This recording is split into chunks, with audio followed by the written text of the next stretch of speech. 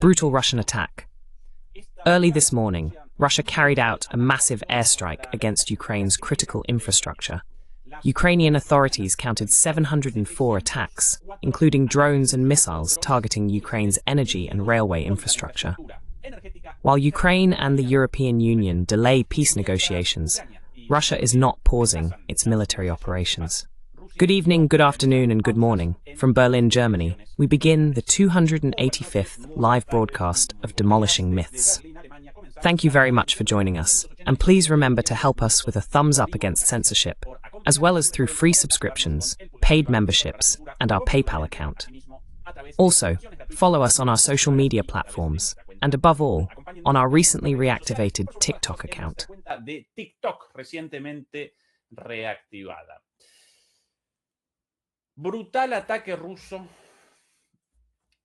Brutal Russian attack carried out early this morning, although in fact the attack, strictly speaking, didn't begin this morning, but the previous one. Why? Because in the early hours of the night before last, Russia carried out a preparatory evaluative attack, in a way, using 137 drones exclusively. We showed it here on the map, by the way. 137 drones launched from a few points, mainly from the north, from Kherson and from the area located on the right bank of the contact line. 137 attacks using only drones. That was the day before yesterday, with one goal, on the one hand, to determine the location of Ukrainian air defenses, and on the other, to deplete Ukrainian anti-aircraft ammunition. For what purpose?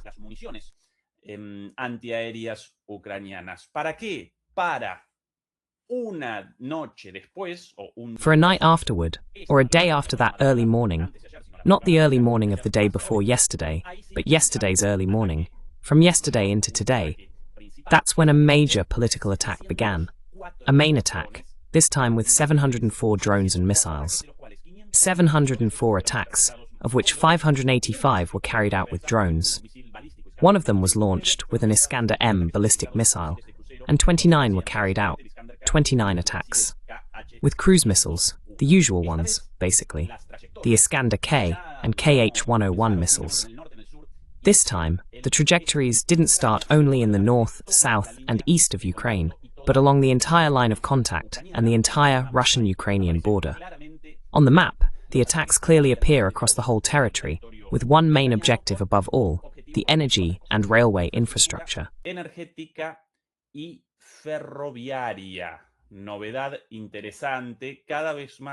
Interesting development. More and more, the Russians are attacking energy infrastructure, which is noteworthy, industrial infrastructure, and above all, infrastructure directly linked to the military industry, or dual-use infrastructure, with both civilian and military applications. But increasingly, the Russians are pounding key railway hubs essential for transporting military equipment, as well as for moving soldiers. Naturally, this also affects civilian railway lines, of course. More and more central railway stations are being attacked, damaged by Russian bombings in the early morning hours. Because of this, the attacks do not result in casualties or injuries, since those train stations, at 4 or 5 in the morning, or even earlier, around 3, 4 or 5, are closed. At that time, the Russians strike them because their goal is not to cause casualties, but rather to disable a transport hub.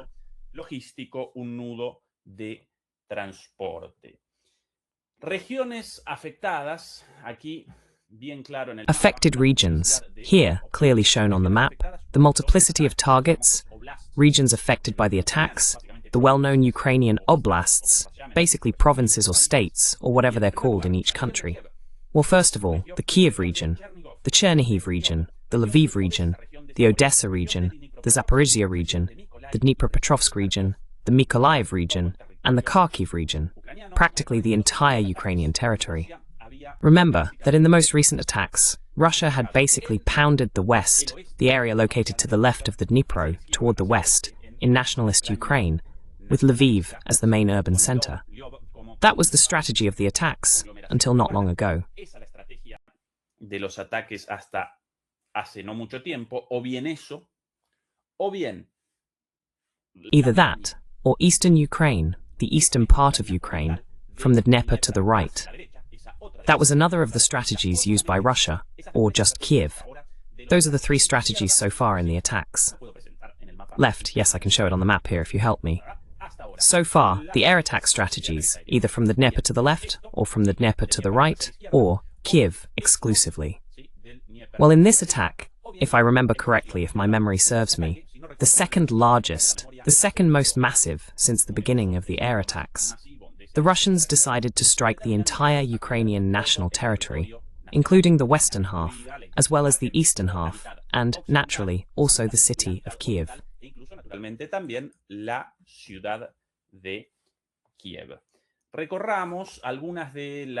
Kiev.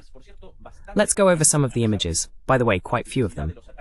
Despite the number of attacks, for now, images are not spreading, as they did in previous attacks, even in much smaller ones. Clearly, the Ukrainians, and especially the Ukrainian intelligence services, are working increasingly hard to suppress the publication of images of the attacks. Let's start here, from Kiev onward. Comencemos por aquí, de Kiev en adelante. Fortísimo ataque aquí en esta pequeña ciudad. Very heavy attack here, in this small city, well, small city, actually a medium-sized city, known as Fastiv, or Fastov in Russian, in southwestern Ukraine. Here the Russians, toward the end, this is the image. The Russians indeed struck a railway hub. Pay attention to these images, truly spectacular. This is the Fastiv train station before the attacks. Look, the station yesterday at dawn, in fact, early this morning, yes, from yesterday to today, completely destroyed. Here, the moment immediately after the attacks. Inmediatamente posterior a los ataques, la estación vacía, una vez más, acá Rusia no quiere generar. The empty station. Once again, here Russia is not seeking to cause civilian or human casualties in general terms, but rather to destroy this logistical hub. Pay attention to how important it is for transportation, and above all, for the railway transport of this city, Fastiv. It's a junction of all the most important railway lines in Ukraine, toward the front in the southern area, toward Kiev, and toward the front in the northern area. Extremely important. This is a political decision, or actually, perhaps we should clarify, the political decision had already been made by Putin earlier, not to target this kind of objective. Este tipo de objetivos, cada vez las razones nosotros. Time and again, the reasons.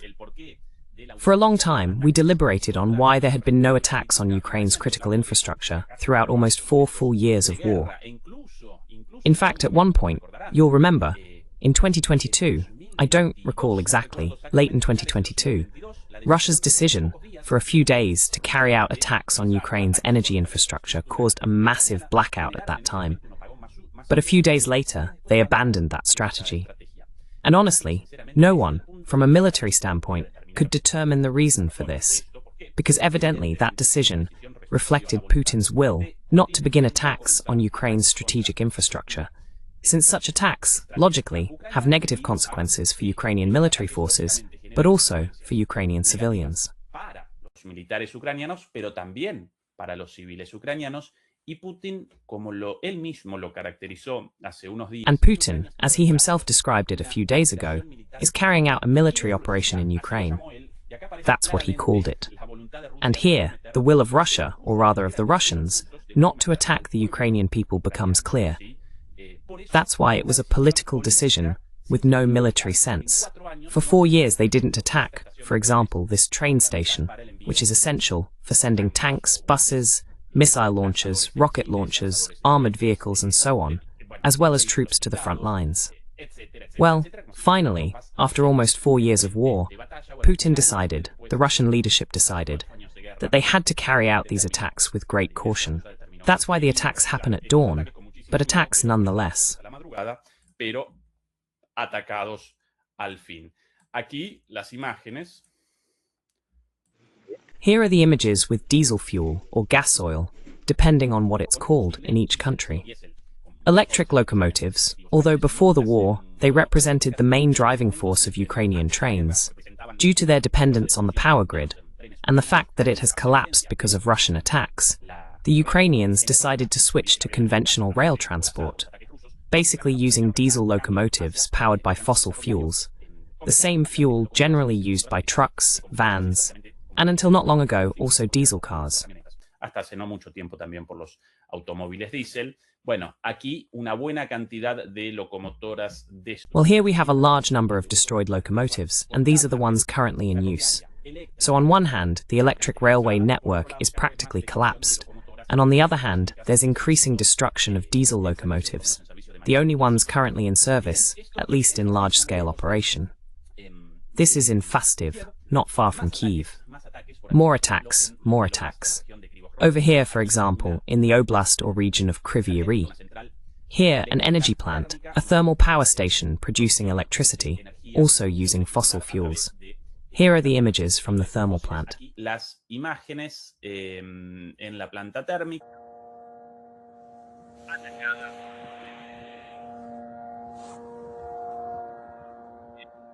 Geranios volando. Las explosiones, lógicamente, también. Because of the explosions, logically as well, right?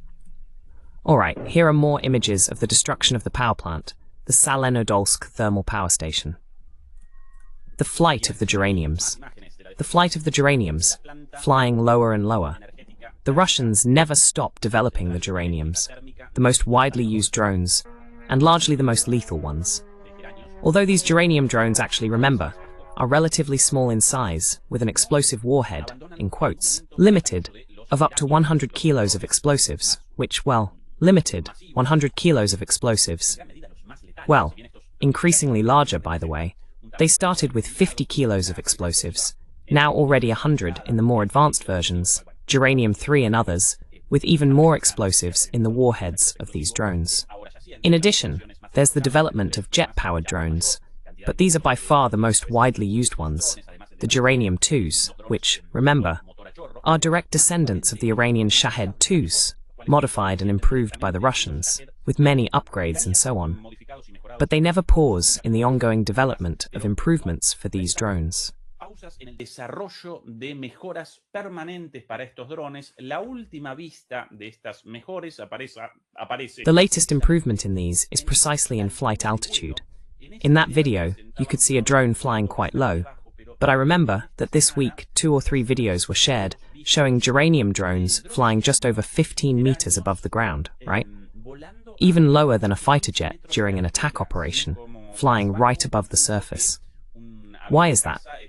Well, this means that detection systems, radars, cannot, due to technical reasons, the way detection waves scatter, the curvature of the Earth, and many other factors that aren't relevant right now, easily detect these flights.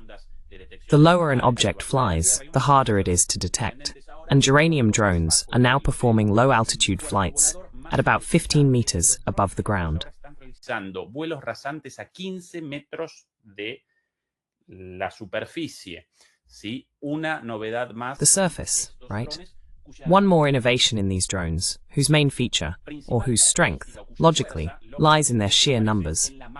In one night they hit you with 700 drones.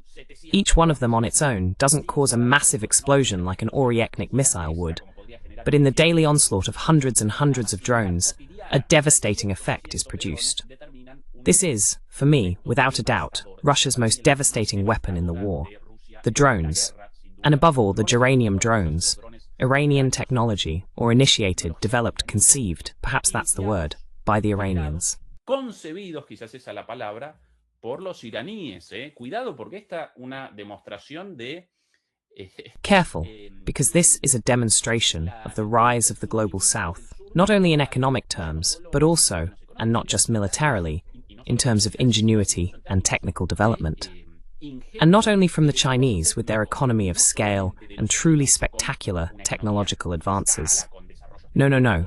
The Iranians, without the resources of the Chinese, without the resources of the Russians, but with a great deal of ingenuity and a forward-looking vision of the nature of warfare.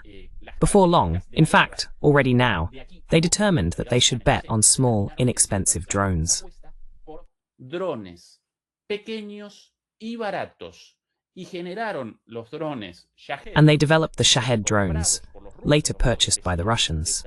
The Russians initially lacked this technology, or they presented it in a very discreet way. They bought drones at first, and then began their own development, and above all, mass production. That's what the Russians can do. Mass production, the mobilization of a formidable military-industrial apparatus, with constant improvements. Terrible y con mejoras permanentes. Pero otra vez, quiero acá un reconocimiento del ingenio militar y el But again, I want to acknowledge here the military and technical ingenuity of the Iranians. With very little and a lot of foresight, they saw where the future of warfare was heading. Unmanned aerial attacks with small, inexpensive drones. Meanwhile, the Americans and the Israelis were making lavish investments in large drones, such as the Predator and several other versions out there, with capabilities similar to those of a fighter jet. I remember the assassination of the Iranian general at the airport in Iraq during Trump's administration. Unbelievably, his name escapes me at the moment. That was done with a Predator drone, right?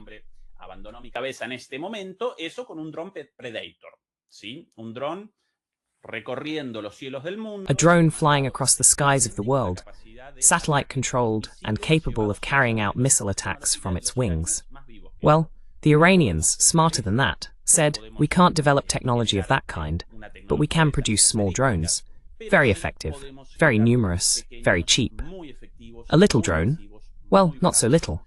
A Shahed drone, a geranium drone, costs, depending on the source and place of production, between $15,000 and $50,000. Wow, Ezekiel, that's expensive. $50,000. No, my dear demolishers.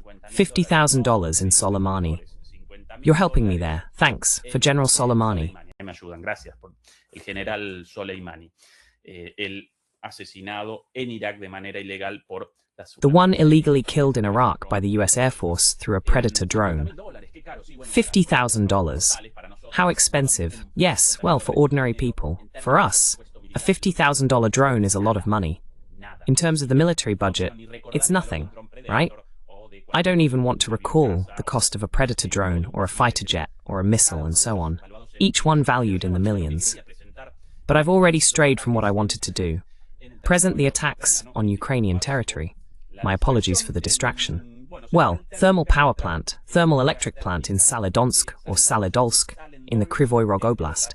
Very interesting here. Further down, another thermal power plant also attacked. Pay attention to the images.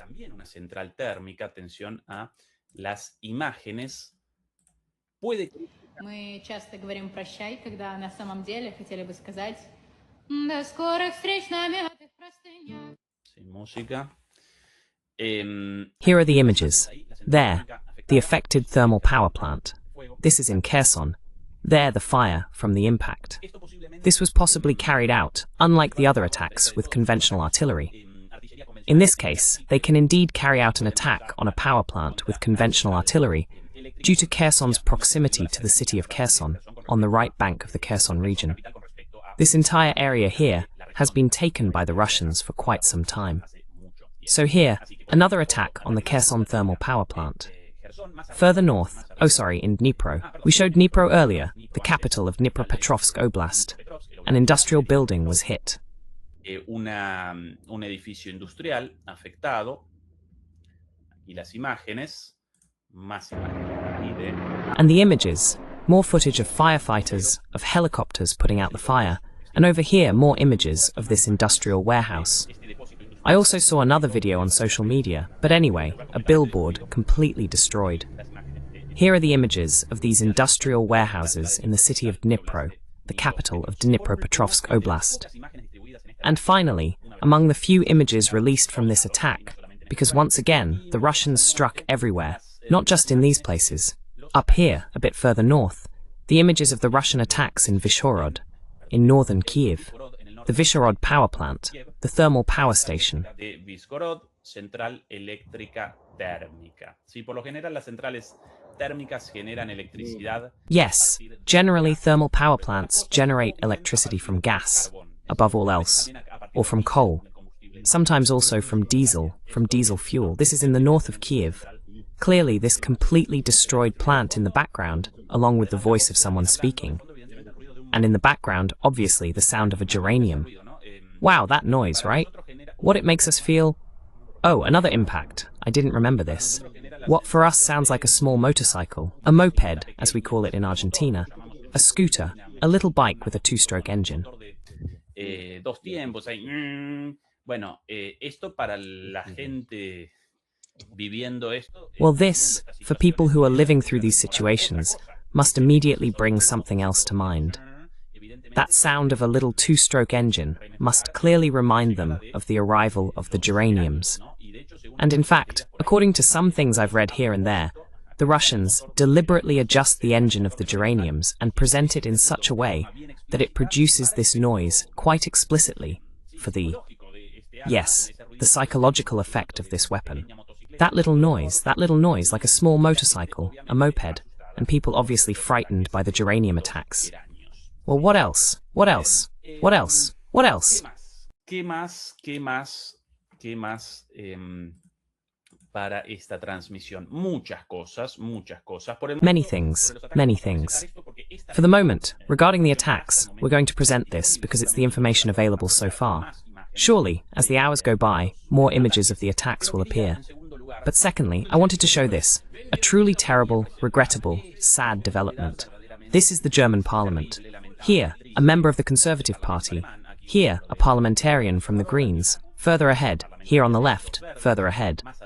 There, in plain view, is Pistorius, the Minister of Defense. Why all these images? This is the moment of the Minister of Defense, Boris Pistorius. Remember one thing, above all, for those who criticize countries with presidential political systems, with presidential systems of government, con sistemas de gobierno presidencialistas, perdón, todos los ministros, así como el mismo canciller o primer... All the ministers, as well as the chancellor or prime minister. In the case of parliamentary countries, in Germany, the prime minister is called the chancellor. All of them actually take part in parliament as members, elected by majority for the formation of the government. That's why, when the German government, or that of any country with a parliamentary system, wants to present a bill or a government plan for approval, the ministers, including the Prime Minister himself, called the Chancellor in Germany, must, in their capacity as members of Parliament, present their plans before the body, before the full assembly of parliamentarians. Frente al pleno de los parlamentarios. Por eso acá el ministro de Defensa, parlamentario también. That's why the Minister of Defense here, also a member of Parliament, also a deputy himself, is presenting his bill. A bill for what? Yes, the big question. A bill to begin mandatory military service in Germany, something already hinted at on this channel. What are this man's statements? This military service is voluntary and will remain so as long as everything goes well, as we imagine. But yes, to be honest, and that's why I'm here this morning, if it's not enough, and the threat situation remains the same or worsens, we won't be able to avoid discussing a partially mandatory military service, partially mandatory, to protect this country. Para proteger a este país. Hace poquito, estos impresentables. Just recently, these disgraceful people, each one worse than the other, my dear, these guys, just recently, you'll remember it because we showed it here. The German government had enacted a law, had established a law to reinstate voluntary military service, as long as the number of volunteers reached the amount considered sufficient by the German government to respond to security threats, basically the Russian threat, the lie of the Russian threat. Amenaza rusa, la mentira de la amenaza rusa. Eso ya lo promulgaron, ¿sí? Eso ya parece vigente. That has already been enacted. It already seems to be in effect. But yesterday, in that very vote, with the participation of all those parliamentarians and above all the Minister of Defense, the German parliament, ratified by a reinforced majority, I don't remember exactly how many, but far more than the votes needed for its approval, the beginning of the registration of all young people. First, from the absence of military service to the establishment of a military service, for the moment voluntary. That was a few months ago. Servicio militar por el momento voluntario. Eso hace unos meses. Nosotros vaticinamos. We predicted it. This represents the first step, but by no means the last, especially when we recall their own words, and above all, those of this gentleman. We want the largest armed forces in Europe, right? I'm here, shivering in Germany, when a German defense minister or a German chancellor presents such an outrage or makes a statement like this, an outrage like this, in Germany, with Germany's history and past. We want the largest armed forces in Europe. I'm here, shivering, naturally, like anyone with a bit of common sense.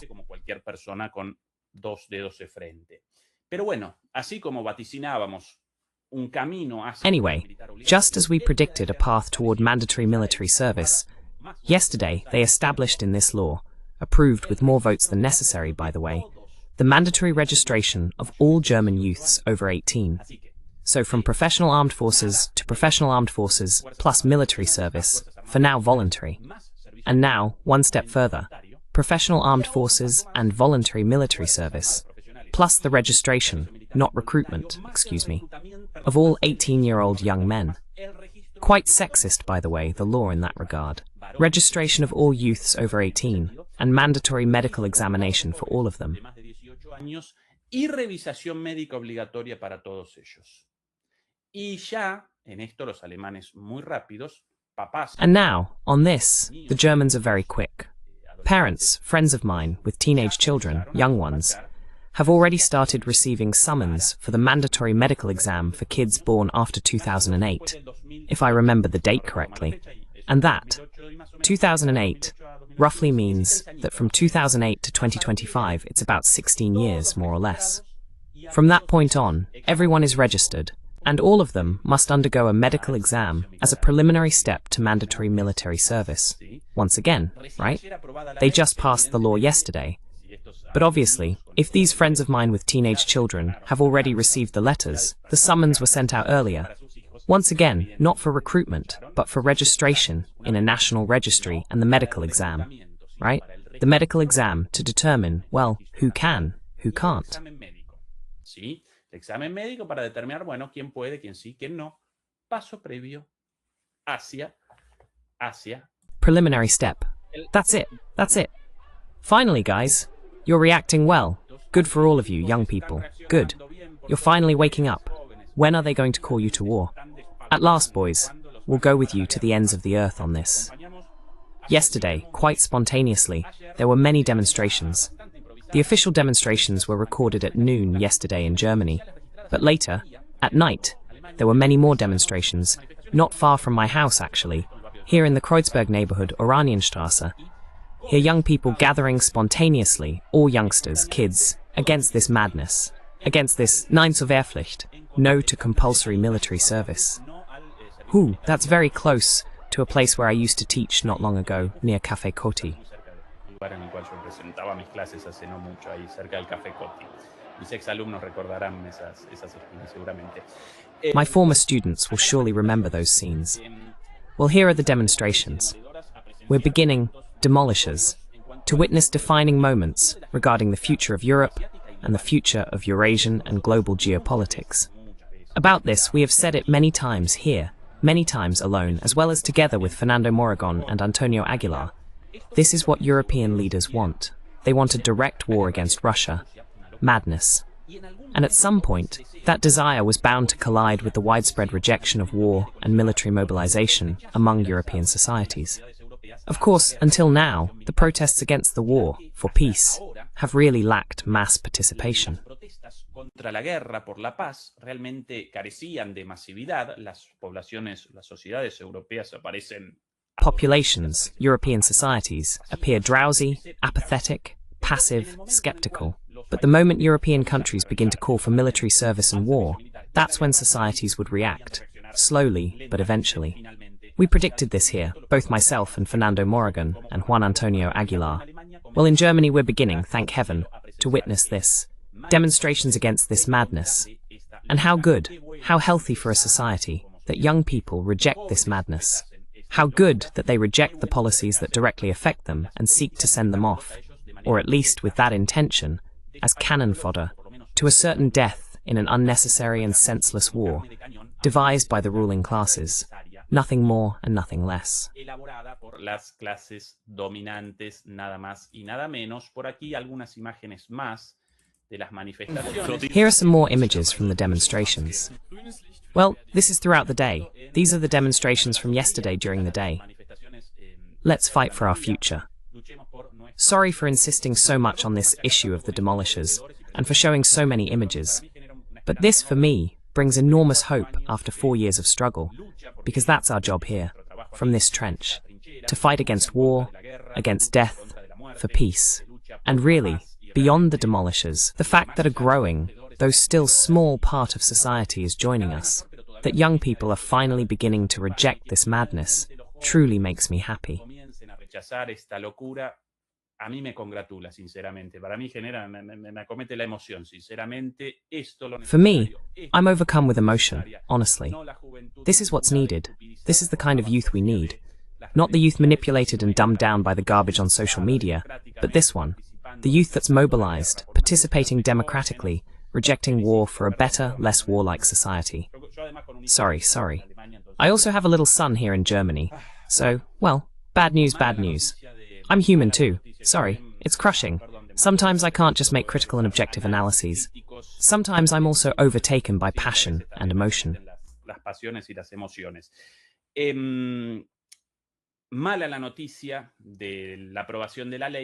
Bad news about the approval of the law, but well, this first spark, this first flash of rebellion, of rejection of this madness. Second element for today's analysis. Well, I wanted to comment on this too. Although not in Germany, what Hillary Clinton said 2 days ago in the United States shows the contempt of the ruling and dominant classes for young people, and the promotion of war and the death of these young people in the name of these people's malevolent agendas. Pay attention to Hillary Clinton speaking about young people 2 days ago at a forum organized by the Israeli lobby in the United States. En un foro organizado por el lobby israelí en Estados Unidos. More than 50% of young people in the Americas get their news through social media.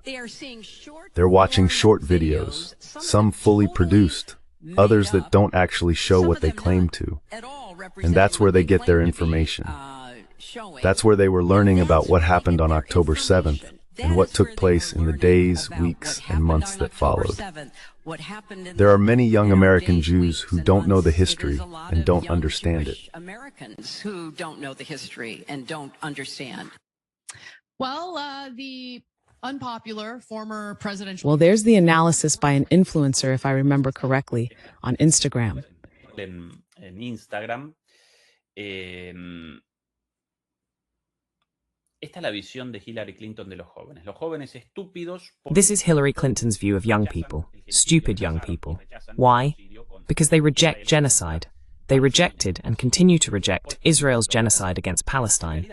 They reject it because they're stupid. But what's the real issue? Netanyahu himself pointed it out.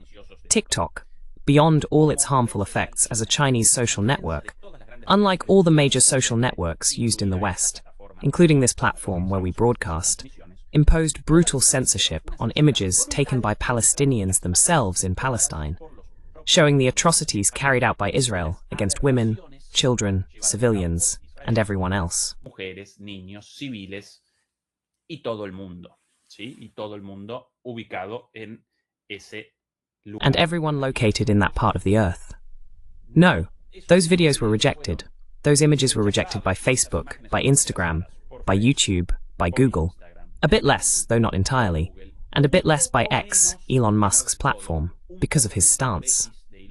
Elon Musk claims to promote a network, supposedly with less censorship, in response to the social networks of the globalists, as they call them. In the dispute among the different factions of the ruling classes on a global scale, they create this false dichotomy between globalists and sovereigntists. In reality, they are all neoliberals. Some progressive neoliberals, and in the other case, reactionary neoliberals. But all neoliberals. All, of course, in favor of the genocide in Gaza.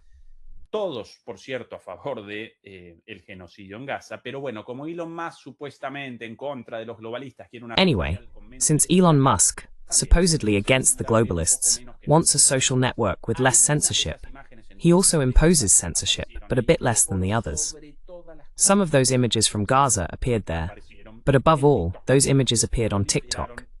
They spread on TikTok, went around the world through TikTok, a Chinese social network. That's why the response, the global reaction of young people everywhere, regardless of their political leanings, against these atrocities. And that's why Hillary Clinton's outrage, saying, young people no longer follow the news from the hegemonic media, and thank goodness for that. These media outlets today act as propaganda machines. Not even good propaganda, but bad propaganda. Ni siquiera de buena propaganda, sino de mala propaganda, pasquines amarillistas, sensacionalistas. Yellow press flyers, sensationalist, biased in favor of genocide, in favor of the war in Ukraine. Well, all the major Western media outlets are lamentable, without exception, American, European, Latin American. And Hillary, furious, said that young people don't follow the news from those outlets, but rather from social media with short videos. In other words, from TikTok. Thanks to TikTok, young people are increasingly rejecting Israel's atrocities in Gaza. And that's why she took part, outraged, in a forum organized by the pro-Israel lobby in the United States, saying this: we must somehow cut off that source of information for children. Generar un corte en esa fuente de información para los niños. Y recuerden a Netanyahu, lo presentamos aquí, el video, ahora no recuerdo. And remember, Netanyahu. We showed him here, the video, I can't recall where it will show up now, among so many folders. The video of Netanyahu meeting during his last visit to the United States with young pro-Israeli influencers, naturally. Basically, in a conversation later shared by them and by Israeli authorities, he laid out the guidelines for what young pro-Israeli influencers should present to their audiences from then on. And what did Netanyahu emphasize in that talk? We must conquer TikTok, because that's where many critical analyses, many images, and a lot of critical information about his government's atrocities against Gaza are appearing. Críticas de las barbaridades de su gobierno contra Gaza. Debemos conquistar TikTok y, segundo, we must conquer TikTok. And secondly, Netanyahu emphasized in that speech to young American influencers, we must also conquer X, Twitter, owned by Elon Musk, who is our friend. Who is our friend? That's how he described him. Elon is our friend. Even so, on his network, there is critical information circulating about Israel, a bit more than on other American platforms, where there is total censorship. This network, this platform included. Remember how many of our videos were demonetized and blocked simply for presenting the truth of things. Nothing more, nothing less. La verdad de las cosas, ni más ni menos. Y entonces Netanyahu redondeaba su arenga con esto. And then Netanyahu wrapped up his speech with this: TikTok and Twitter, the platform of our friend Musk. And this is Hillary Clinton's message in that conversation. By the way, at that same pro-Israel lobby forum in the United States a few days ago, the things heard there, the things I remember seeing there, what Hillary Clinton said was child's play. Direct calls for the extermination of the Palestinian people, said just like that, plainly, at that forum, by the forum participants, the guests of the pro-Israel lobby in the United States. Thank you very much, Pato del Sabio, for the sticker. A little more, and now back to Germany. Y ahora sí, de vuelta a Alemania. Aquí el canciller Merz. And here we have Chancellor Merz, promoter of the continuation of the war, promoter of this law to register all 18-year-olds for mandatory military service, while they keep sending and sending money, weapons, and all kinds of support to Ukraine to keep the war going. Of course, there's less and less money, fewer resources for healthcare, for education, for housing, for infrastructure, for economic investment, and so on. All the things the state should be involved in to create a better life for its citizens. Less and less of all that. More and more cuts. That money is being used for weapons and war. And here, the consequence of all this, spoken by this man himself, just like that, with total shamelessness. Pay attention. Una desfachatez total. Atención. Und deswegen, es tut mir leid, dass ich vielleicht ein bisschen Wasser in den Wein gieße oder ein bisschen auch die Stimmung jetzt nicht unbedingt verbessere, aber wir können nicht ernsthaft bestreiten, mit dem, was unsere Volkswirtschaft hergibt. With what our national economy offers us, and with the cost of rates and public service expenses, we won't be able to achieve what our national economy offers us. Wir leben in unserem Land über die Verhältnisse. Y los aplausos lamentables, claro. And the applause, regrettable, of course. Yes, with this economy destroyed by them, by their decision to take part in the war, and with this level of military spending. On one hand, the 5% military spending agreed upon with NATO, but on the other hand, all the aid sent to Ukraine as well. With all that military spending, and with the economy wrecked by the decision to join the war, problems inevitably arise. The amount of benefits provided by the German state to its citizens must necessarily decrease. By the way, all that money and all those benefits provided by the states come out of our pockets as taxpayers, as workers who pay taxes. Como contribuyentes, como trabajadores, desembolsando impuestos. Antes, con eso, podían responder a muchas necesidades. Before, that allowed them to respond to many of the common people's needs in all imaginable public policies. Well, that, combined with the destruction of the economy caused by the war, decided by these gentlemen, the increasing flow of money to Ukraine, and the ever-growing military spending to build the strongest army in Europe, means that all of the government's social investment is declining, appearing to exceed its means. Of course, as a consequence of the military spending and the destruction of the economy by Merz and Company. In that context, of course, cuts must be made. En ese contexto, claro, deben realizar recortes. Pero ¿qué tal lo siguiente? En lugar de realizar... But how about this? Instead of making cuts to basic services, in my neighborhood, for example, here in Berlin, in the cleaning of parks, squares, and small plazas, they used to be cleaned twice a week, now only once. As a result, the parks, this is one of 1,000 examples, a concrete example, right? The squares are full of trash, petty theft. Fernando Moragon the other day showed images from Spain, something similar, not to mention the cuts in social aid. In Berlin's case, cuts to assistance for homeless people, for small and medium-sized businesses, for people with disabilities. A las personas con discapacidad. Bueno, 1,000 recortes de todo, ¿sí? Well, 1,000 cuts to everything, right? Concrete things. Education, childcare centers, and so on. Why, instead of cutting those, don't they make cuts to the disproportionate military spending? 5%, not of the public budget, but 5% of the entire economy. A military budget fit for a country at war, plus all the aid to Ukraine, plus the destruction of the economy as a result of the confrontation with Russia. Why don't they make the cuts there? Why don't they start there? And then we can deliberate about public investment and whether taxpayers' money is enough or not, whether it's sufficient for building roads, schools, hospitals, or at least for maintaining them. This is the level of shamelessness, of ignominy, of malice of this leadership. Ignominia, malicia de esta dirigencia. Y presento a Merz porque, bueno, justamente ahora lo de Alemania. And I bring up Merz because, well, right now the situation in Germany is trending. But the same thing is happening with Macron's government in France, even with Pedro Sanchez's in Spain, also involved in this, supposedly a socialist, left-wing government in quotes. But the same policy. The same in Italy, the same in the United Kingdom, well, naturally in the United States too, right? And so on with all European governments. What else are we presenting? So many things in today's broadcast. Well, speaking of malevolent figures, we can mention here a man who may not be very well known, but is fundamental. No tan conocido, pero fundamental. El CEO, The CEO, the president of Palantir, the embodiment of evil on earth. Palantir, one of the digital companies, one of the big tech firms, one of the major technology corporations in the world, one of the largest in Silicon Valley, the hub of global technocracy in San Francisco. But one of the most terrible ones, because it doesn't operate in the realm of social networks or the internet, like Google, or for example, like Uber, in the field of transportation, services, or the platform economy, but rather Palantir basically provides services for everyone. It is fundamental in intelligence services, as well as for the military and police forces of the most warlike, most belligerent, most criminal countries in the world, basically the United States and Israel, though also others. Del mundo, básicamente de Estados Unidos e Israel, aunque también de otros países, ¿sí? Este menos conocido, este señor que Peter Thiel.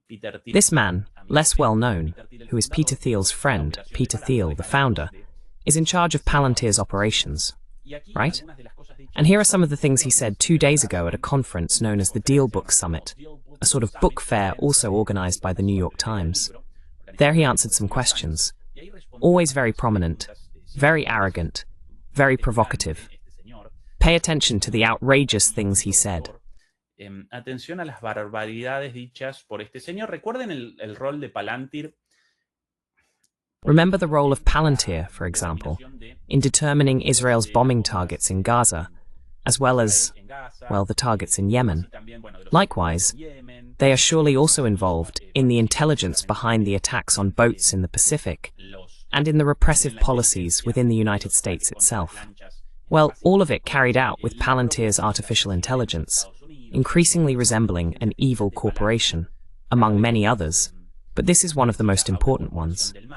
Entre muchas otras, pero esta es una de las más importantes. Básicamente aquí presenciamos la mancomunión. Basically what we're witnessing here is the union between the military-industrial complex and the digital economy, the tech corporations, the corporations of Silicon Valley coming together.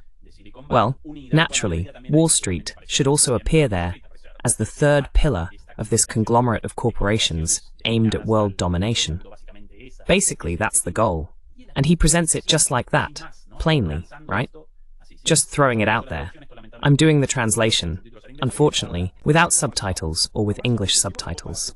I want to start by asking you a question about a book you wrote last year, titled The Technological Republic. Llamaba La República Tecnológica. And you quote Samuel Huntington in it, that argues the following.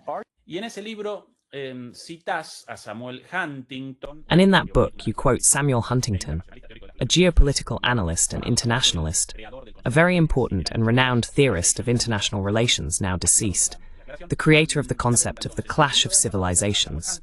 The clash of civilizations. Well, sorry for the clarification. The question then, in your book from last year, you quote Samuel Huntington, who says that the global dominance of the West is not due to the superiority of its ideas, values, or religion, but to its superiority in applying organized violence. La violencia organizada. Violence. What do you mean by that, and is that what Palantir ultimately does? ¿Qué quisiste decir con eso? What did you mean by that? And is that what Palantir is after? Once again, Huntington's quote, the dominance of the West, and by the West he basically means the United States, and previously, Europe. The global dominance of the West is not due to its brilliance or the superiority of its ideas, but to its superiority in its capacity to exercise violence against the rest of the world. That's Huntington's argument, as cited by this man. And the question is, when you quote this in your book, are you endorsing that idea? And is that the goal of your company, Palantir, world domination through force? That's the question, and he's going to respond as follows.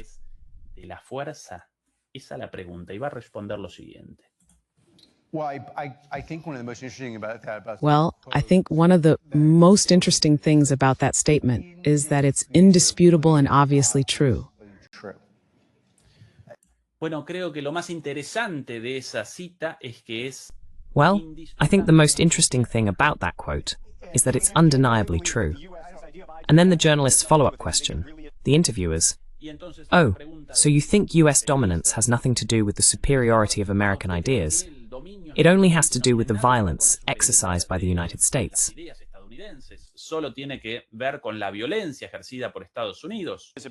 No, sorry, I didn't say our ideas weren't important. Obviously, I come from an academic family, and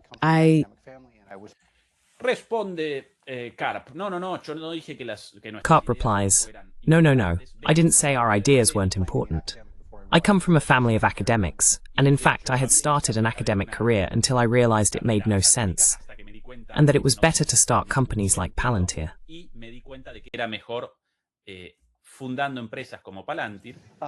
But we should talk about that too. But like, okay, one of the biggest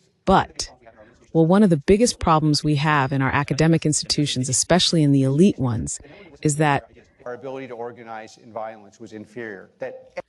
Es que todas ellas rechazan esta idea. It's just that all of them reject this idea and believe that our superiority comes from the superiority of our ideas, from the potential of our ideas, and not from our superiority in the use of violence.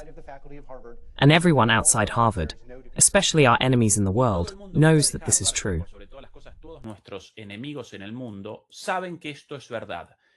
Dominamos el mundo no por la superioridad de nuestras ideas, sino we dominate the world not because of the superiority of our ideas, but because of the superiority of our violence.